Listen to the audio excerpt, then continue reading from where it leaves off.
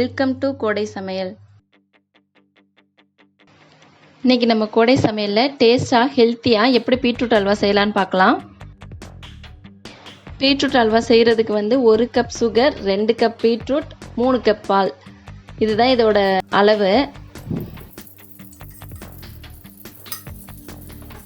ஒரு பேன் சூடானதும் அதில் 2 ஸ்பூன் நெய் சேர்த்து இதில் திராட்சை முந்திரியை வறுத்து எடுத்துக்கலாம். ஃபஸ்ட்டு நான் இதில் முந்திரியை போட்டு வறுத்து எடுக்கிறேன். இது கொஞ்சம் வறுத்ததுக்கப்புறம் நம்ம இதிலேயே திராட்சையை சேர்த்து வறுத்துக்கலாம். இப்போ இது நல்லா பொன்னிறமாக ஆற அளவுக்கு நம்ம வறுத்து எடுத்து வச்சுக்கலாம்.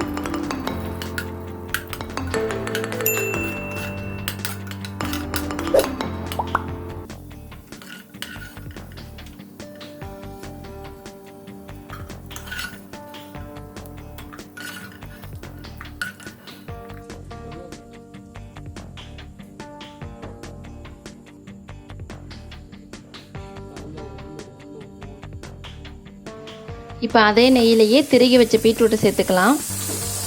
நான் இன்றைக்கி 2 மீடியம் சைஸ் பீட்ரூட் எடுத்திருக்கேன். இதை ஒரு 2 நிமிஷம் இந்த நெய்யிலே நல்லா வதக்கிக்கலாம்.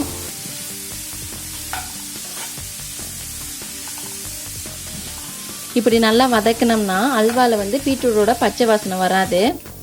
பீட்ரூட்லேயே கொஞ்சம் தண்ணி இருக்கும், அதை வத்துற அளவுக்கு நம்ம வதக்கணும்.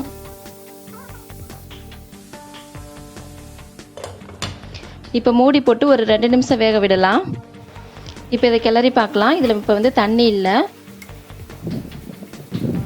பால் சேர்த்து அந்த பால் வத்துற அளவுக்கு இந்த பீட்ரூட் பால்லே நல்லா வேகணும். இதுக்கு தண்ணியெல்லாம் சேர்க்கக்கூடாது. நல்லா தண்ணி கலக்காத கெட்டி பால் தான் இதில் சேர்க்கணும். இப்போ இதில் நான் 3 கப்பு பால் ஆட் பண்ணுறேன். 2 கப்பு பீட்ரூட்டுக்கு 3 கப்பு பால் எடுத்திருக்கேன். இந்த பால்லே நல்லா வேகட்டும். இப்போ பால் வத்திருச்சு. இதில் சுகர் சேர்த்துக்கலாம். நான் 1 கப் சுகர் எடுத்திருக்கேன். பீட்ரூட்லேயே ஸ்வீட் இருக்கும், அதனால் நான் 1 கப் சுகர் தான் எடுத்திருக்கேன். சுகர் சேர்த்து நல்லா மிக்ஸ் பண்ணலாம்.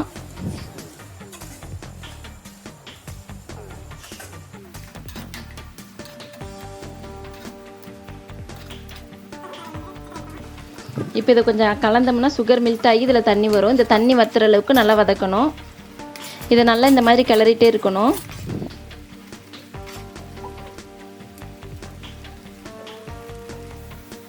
இப்போ இந்த ஸ்டேஜில் 1 ஸ்பூன் நெய் சேர்த்து நல்லா வதக்கலாம்.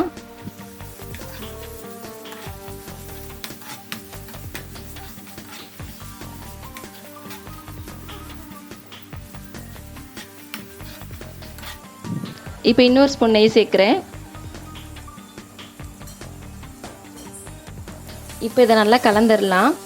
இப்படி பேனில் ஒட்டாமல் தனியாக பிரிஞ்சு வர அளவுக்கு நல்லா கலந்துடணும்.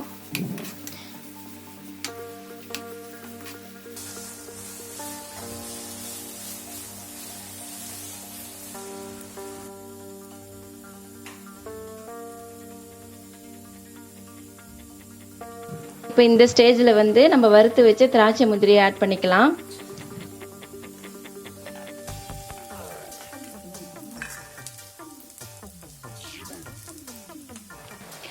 டேஸ்டான பீட்ரூட் அல்வா ரெடி. நீங்கள் இது ஒரு டைம் ட்ரை பண்ணி பாருங்கள். எப்படி இருந்ததுன்னு எனக்கு கமெண்ட் பண்ணுங்கள். ரொம்ப சிம்பிளாக பண்ணிடலாம், டேஸ்ட்டாக இருக்கும்.